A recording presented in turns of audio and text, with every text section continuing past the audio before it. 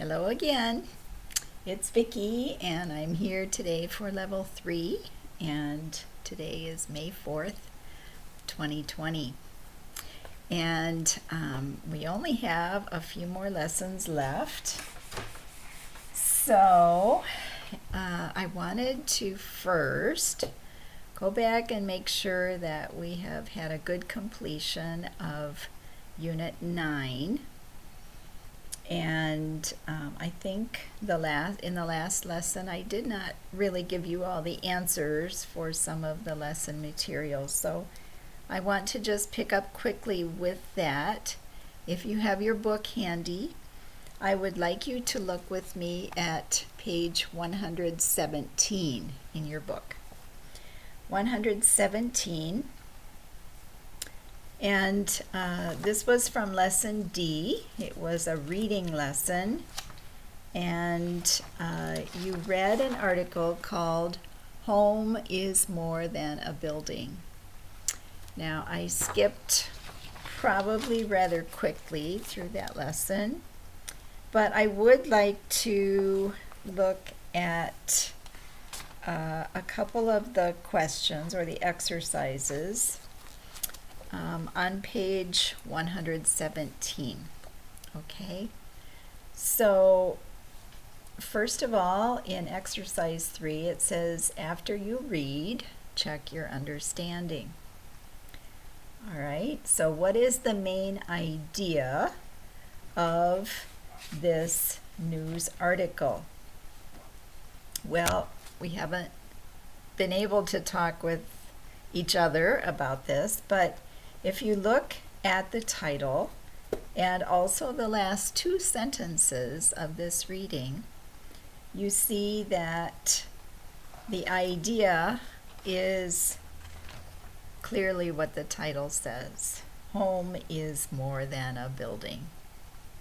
All right, and not only does the title give us that idea, but the last two sentences of the reading says, home is more than a building. Home is wherever there is love. And as you read this article, you know that it was about a family that lost their home in a fire, along with a number of other interesting things that were happening in their life. But through their experiences and trying to recover from those, they made the heartfelt discovery that home is not just a house. It's not just a place where you live, but it's a place where there is love. So number 2, why did Pedro and Maria move to her sister's home? Obviously, that's because their home burned down. Number 3, what 3 things, or name 3 things that changed Pedro and Maria's life? Well, if you read the article, you know that Pedro lost his full-time job. He found another job, but it was only part-time. His wife, Luisa, became pregnant for another child. And thirdly, again, their home burned down. So all of these happening at the same time were a very stressful period in their lives. Number 4, who were the people that helped Pedro and Maria rebuild their lives? Well, we've mentioned Luisa's sister that they went and stayed with. We saw in the article that there were friends who took them shopping for clothing. There were strangers, people they didn't even know, who brought them gifts. There were children who raised money so that the children in the family could have bicycles. And so there were many people who helped them to recover or to get through this difficult period. Number 5, in the second paragraph, what does the word evacuate mean? I'm going to skip that one because we see it in the next part of the exercises. Number 6, how were Maria and Pedro able to overcome this difficult time, and again, with the help of many people. So those were not super difficult questions if you read the article. Now, exercise B talks about building your vocabulary. Find the words in the story and underline them. Circle the definitions that best match the reading. So, number 1, if you go back to the reading, you can find the word support. In the first paragraph, we read, after Pedro lost his job, he said, "How am I going to support another child without a full-time job?" So what does the word support mean in that context? It means A, number 1, A, pay for necessary things. Now, the word support can have other meanings in other situations, but in this situation, it would be A, to pay for necessary things. Number 2, evacuate. Evacuate. In the second sentence, about 5 lines down, second paragraph, it says the police ordered every family in the neighborhood to evacuate. So, what does evacuate mean? It means C, leave a dangerous place. All right. Number 3, gathering. Okay, so let's see, a couple sentences down. It says, while Pedro was gathering their legal documents, Luisa grabbed the family photographs, and the children put their pets, a cat and a bird, in the family's van. All right, so in this sentence, what does gathering their legal documents mean? It means C, collecting. Okay, finding and putting together. Number 4, what did it mean that Luisa grabbed the family photographs? Well, it means that she took quickly. She picked up quickly the family photographs to take with them. Number 5, destroyed. All right, in the third paragraph, it says about 24 hours later, Pedro and Luisa got very bad news. The fire destroyed their home. This is not good news. So I guess I would circle A, broke completely. Now, a fire doesn't really break, but the idea is that it is completely destroyed. There's nothing left.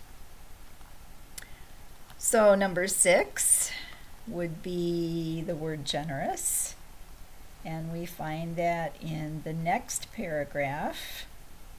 It says many generous people helped them during that difficult time. These would be people who are giving people who wanted to help them, and so they gave. They gave money, they gave help, they gave in many ways. Okay. Number 7, strangers. I think you all know this word already. It says strangers left gifts at their door. That would be C, people you don't know, people that this family did not know. And number 8, message. All right, so Luisa, at the end of the article, Luisa mailed out holiday cards with this message. Home is more than a building. Home is wherever there is love. So that would be B, communication.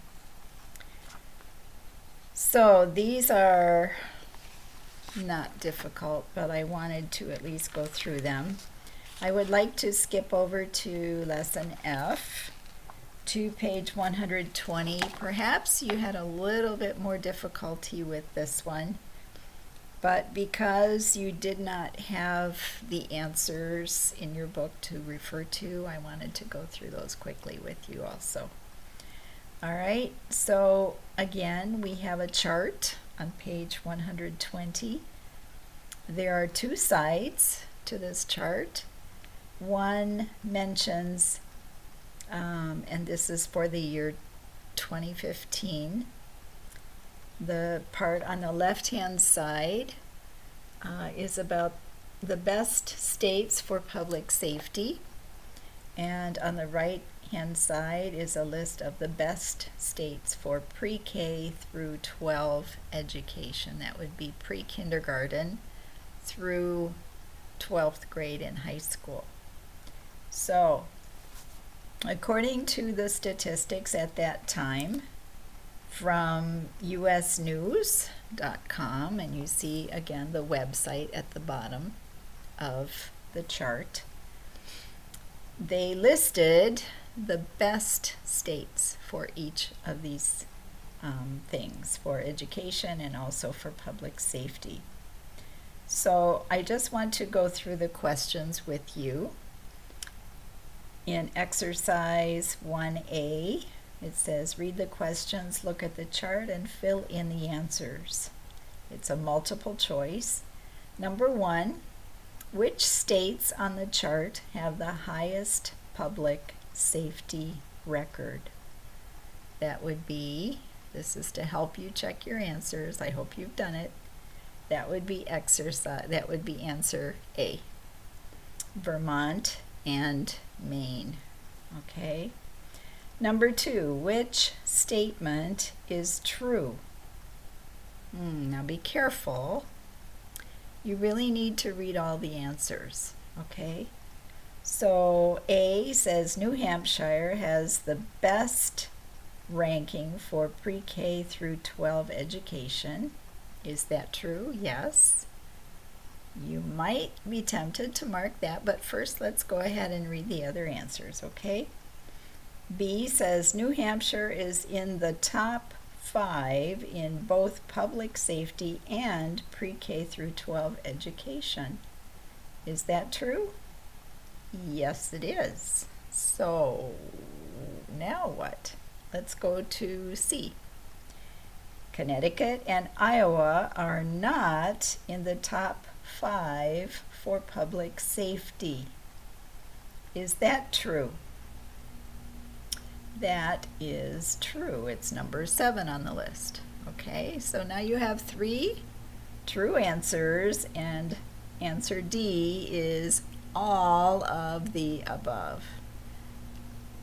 So when you have multiple choice, you need to be careful and check out all your answers and make sure that you choose the best answer. Okay, the best answer here for number 2 is answer D. All of the above are true. Okay. Number 3, how many states are listed only once in this chart? This is difficult because you have to go through and compare and maybe write a list of those states that are only listed once. So the correct answer, if you did that, you would see that it was B, it would be 12 states. And number 4, now before we answer that, I have to tell you that there is a misprint in your book. The question should read, which statement is true? So that word not is a misprint, and I apologize for that. But there is a mistake in your book if it says not true. It should say which statement is true. Okay? So let's look at the answers for that question. So Vermont and New Hampshire are listed in both public safety and pre-K through 12 education. Is that true? Well, there's New Hampshire on both lists, and Vermont is also on both lists. Okay.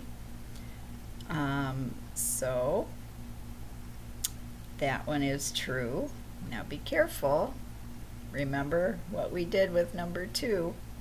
Let's check out answer B and see if that one's true. All right, Wyoming is number 8 in public safety. All right, look on the public safety side. Number 8 is Wyoming. That one's true. Okay, what about the third answer? Kentucky is number 10 in public safety. Is that true? That is also true. So what should your answer be? It should be D. All of the above are true. Okay. This page was a little more difficult, and so I wanted to go through that with you, especially because of the mistake that was in the book. All right, so B, solve the problem and give your opinion. Carlos has a wife and 2 young sons. He has been offered a great job in New Jersey. He currently lives in Florida, and all his family lives nearby.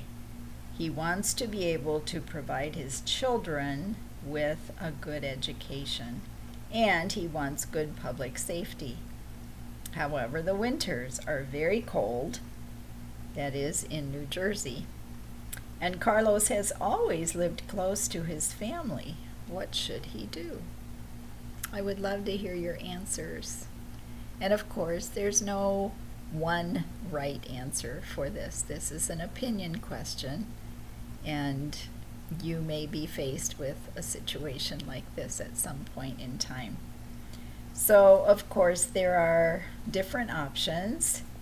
He could do research and stay in Florida, but find a good place in that state to live so that he's not far away from his family. He would check out the educational options in that state and try to find a good place to live in a safe neighborhood near that schooling option. Or maybe he could continue looking for a great job in Florida and stay where he is and change jobs there. Or maybe he could persuade his relatives to move to New Jersey with him, and they could adapt to the cold weather. So there are many different options. Maybe he would even like to look at different states that are not far from Florida so that the travel would not be very far to go back and see relatives, and the weather would still be warm like it is in Florida. So there are many different options that he might consider. Now, we only have another week or so of school on our calendar, and I don't want to try to tackle all of Unit 10 at the end of the school year. I will talk with you for a few minutes today a little bit about grammar that is in Unit 10, and just see if you would like to work a little bit on that maybe, but also I would like to give you a different kind of assignment, a reading assignment that I think would be a little bit fun. All right, so in Unit 10, Lesson B, there is a grammar lesson, and this grammar lesson has to do with conditionals. Conditionals, okay?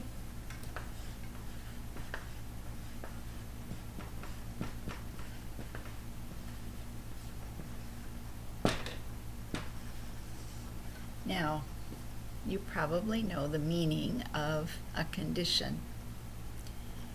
If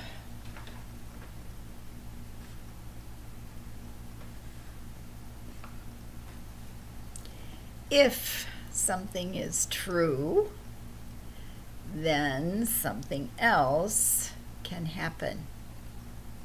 Okay? If the first thing is not true, then the second thing cannot happen. All right? So this little word, if, can have a very big meaning. All right? Now, on page 124 in Lesson B in your book, I would like you to just read with me in the pink box, okay? It says,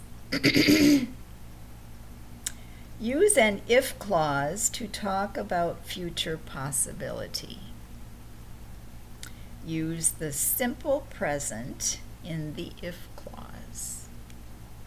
Use the future in the main clause to talk about what could happen. All right? So notice we're talking about two clauses when we think about the conditional. Look at the first example. If the fare is cheap enough, all right, I'm just going to change my color here again. All right. If the fare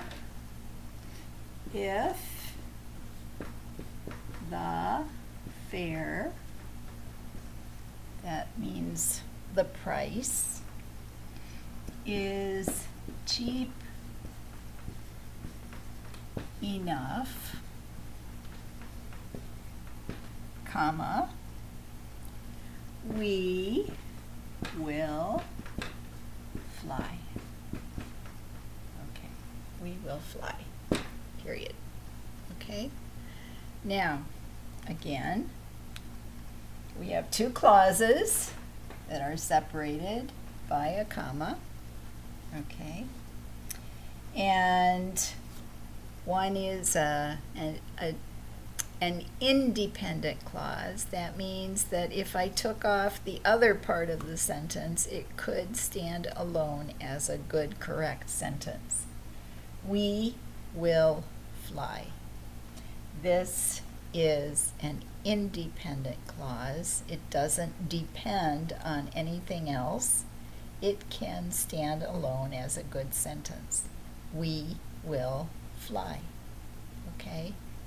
Now the if clause is the dependent clause, and it needs some help to finish a sentence. Okay?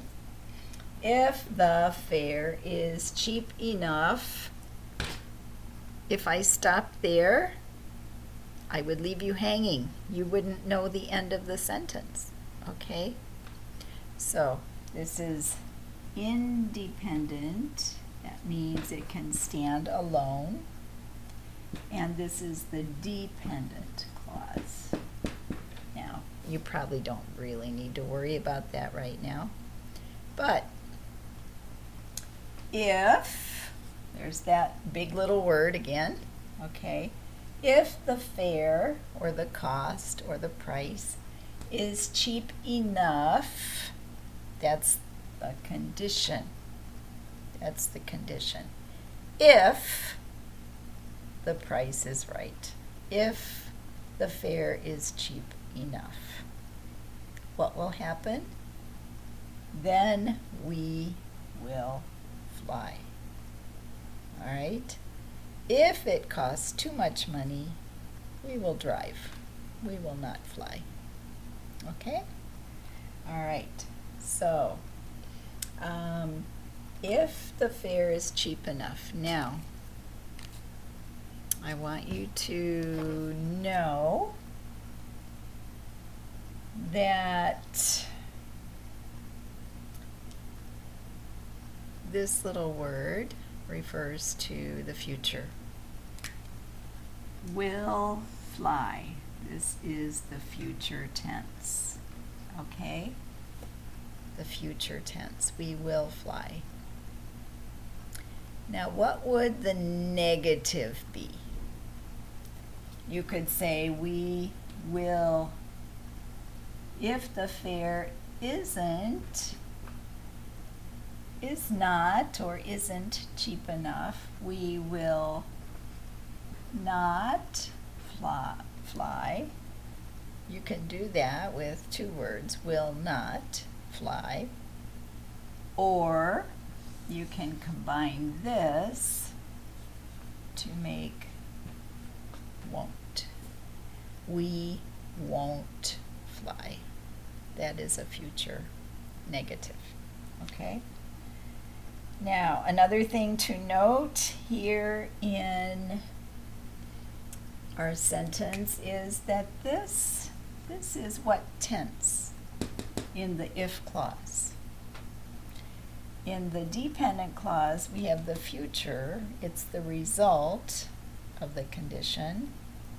In the conditional phrase, we use the present, simple present tense, okay? So this is simple present tense for the if clause, okay? Now, one more thing, all right? This little word if, it's at the beginning, right?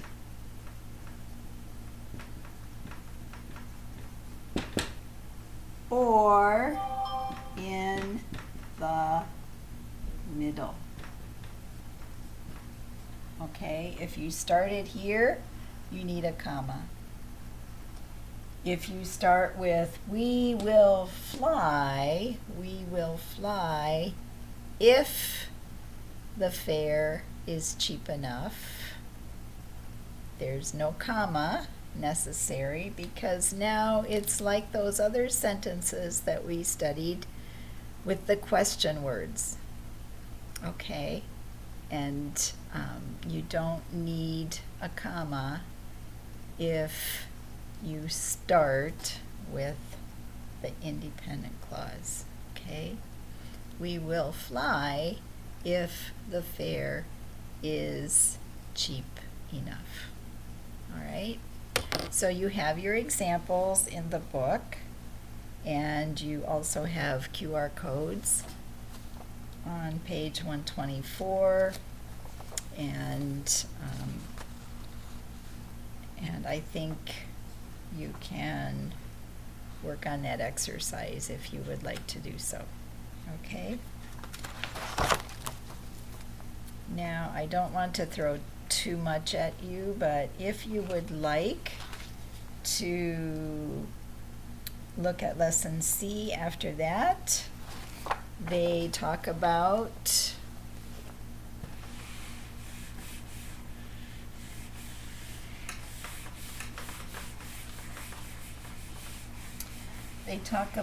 future time clauses using after and before, okay? So let's look at that pink box just quickly, okay? Use after and before to introduce adverb clauses to talk about the order of future plans. Use after plus a present tense verb to introduce the first event. Use the future tense in the main clause. Use before and present tense verb to introduce the second event. Use the future tense in the main clause. So you don't have to memorize that. Just look at the examples that are given, and you have some explanation in this dark pink box. Look at the useful language box here in the blue, but look at the examples. After Kim finishes school, okay, they left you hanging, right? Comma, Here's the independent clause. He will take a vacation. So after Kim finishes school, when will it happen? After he finishes school, comma, he will take a vacation. And you can flip those around to put them in the other order without the comma. Kim will take a vacation after he finishes school. All right, and with before Kim takes a vacation, comma, he will finish school. Kim will finish school before he takes a vacation. Now, try not to get hung up on this. It's really not as complicated as you think. I think you are already, many of you are already used to saying these things in English. But you can look at these, listen to them, practice the exercises, listen to the QR codes, and I think you'll do fine. All right. Now, I just want to give you a little bit more before we finish today. I want to switch gears a little bit, and I'm going to borrow a book that is published by Weekly Reader called Reading Skill Builders. And these are some simple exercises, but because reading is so important in English, I thought it would be fun to work on some of these exercises just to help you develop those skills in English. In your first language, you probably know how to do this already. But first of all, I want to go through a few pages called Drawing Conclusions. All right. Drawing Conclusions. All right, and there are 2, 4, 6 pages here. All right. And looking at this word, drawing conclusions, drawing, I'm not talking about this. I'm not talking about, that was good. Okay, a man walking on the street. I'm not talking about drawing pictures, okay? Drawing conclusions is another way of saying to conclude something. So what does conclude, what does this word mean? To conclude. Well, it can mean a couple of different things. First of all, it can mean to bring something,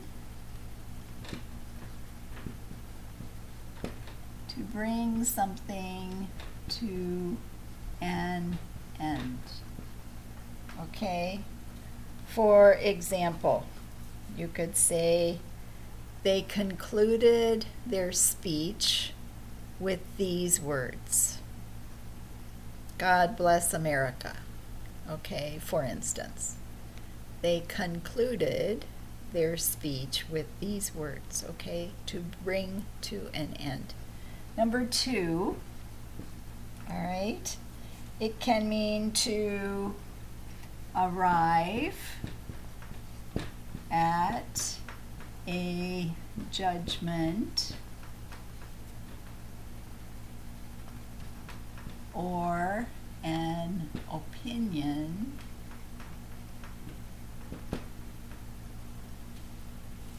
by reasoning.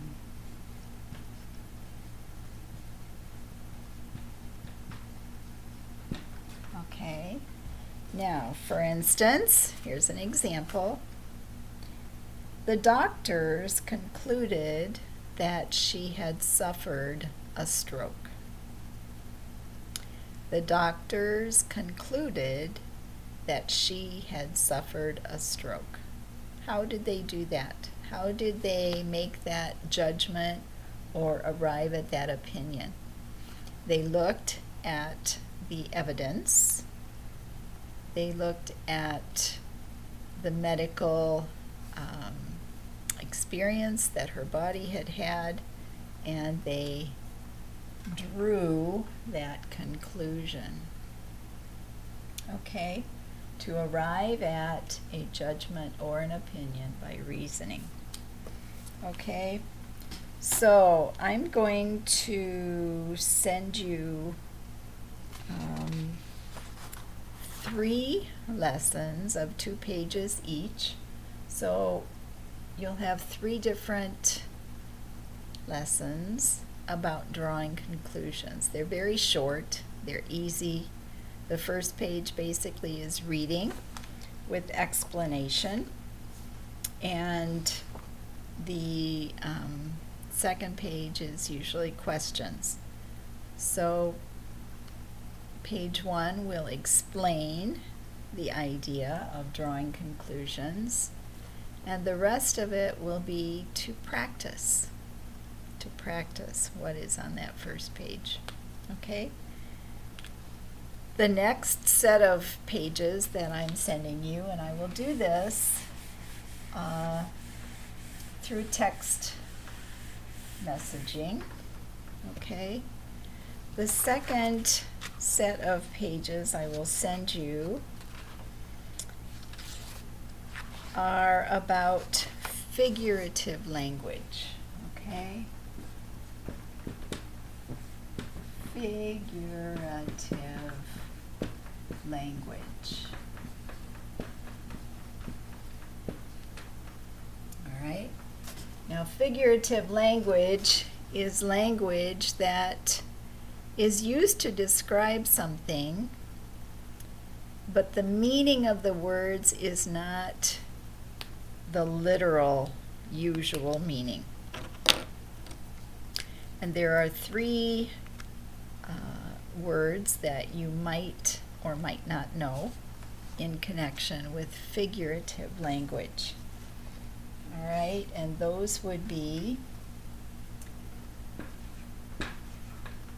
let me try another one. All right, those would be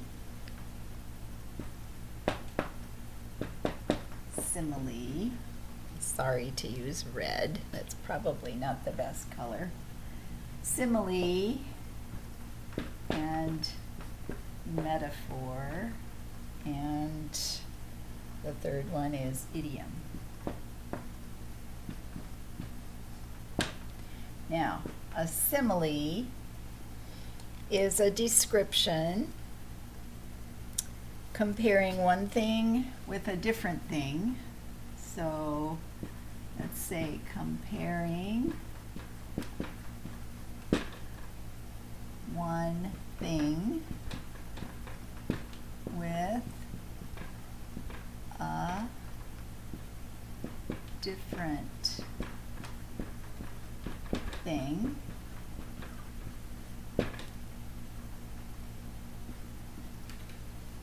Okay. Using words like as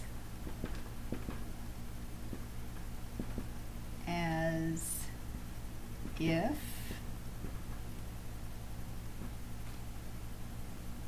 those are supposed to be quotation marks, okay, and like.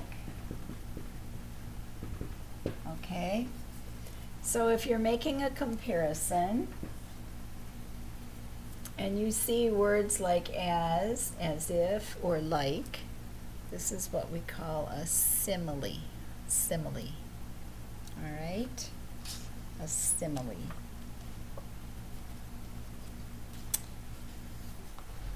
The next word metaphor is a word or phrase. A word or phrase is applied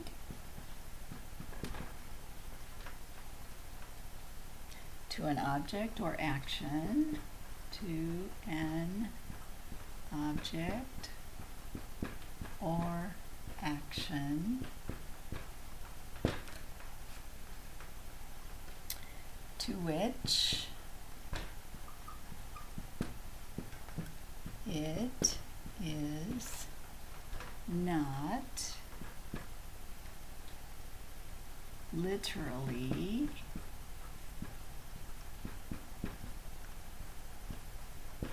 applicable. Okay? So, again, if it was literal, it would not be figurative.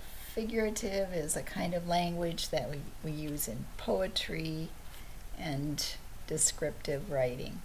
Okay? I'll give you some examples here in just a moment. All right? Thirdly, an idiom. We may have already talked about this in class. It's a saying of some kind, okay, which takes on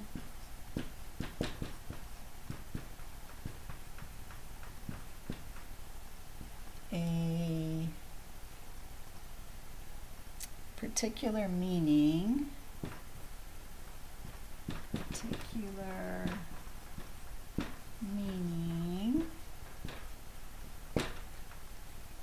by usage,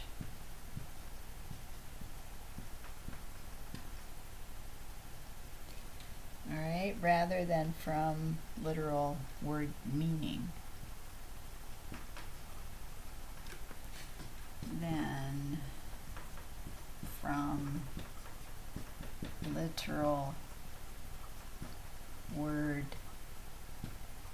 meaning. Okay. Now maybe I can give you some examples about these. Okay. Hope you can see my board. Okay. So for instance, if I want to say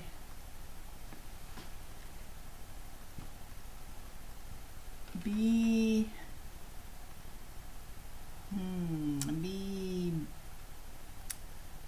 fierce.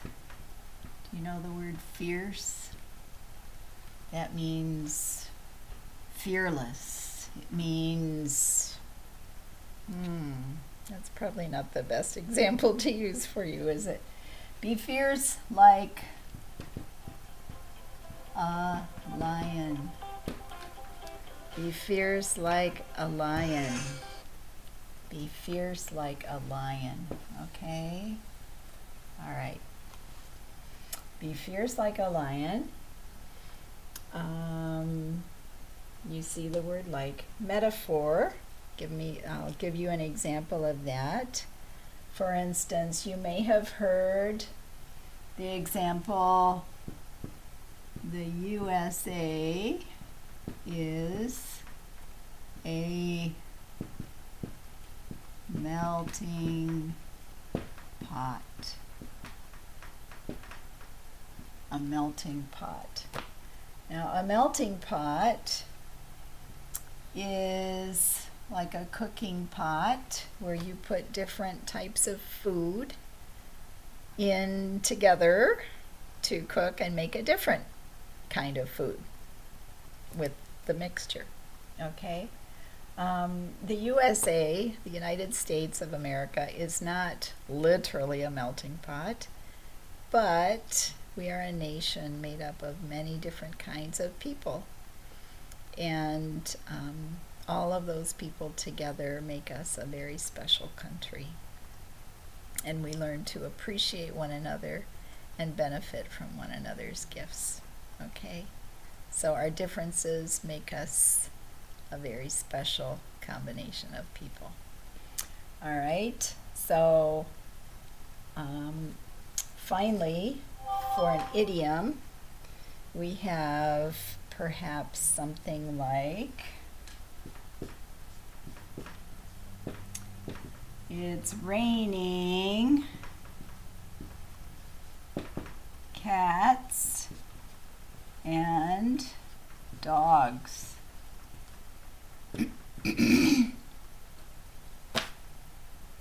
It's raining cats and dogs. Now, have you ever literally seen cats and dogs falling from the sky like rain?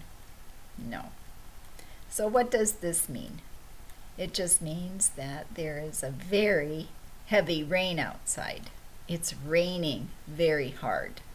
Okay? But Americans know this idiom, and you will hear this sometimes. Oh, it's raining cats and dogs. I should have brought my umbrella. Okay? This is an idiom. All right? So, I'm going to send you 6 pages to look at and read about figurative language. The first page will describe these different things that I've mentioned here, and how to read, how to understand figurative language as you read. And the other 5 pages will just be some easy, fun practice for you. Okay? So I want to give you some fun work to do, and hope to see you again soon. All right? Thanks. All right. Bye-bye for now.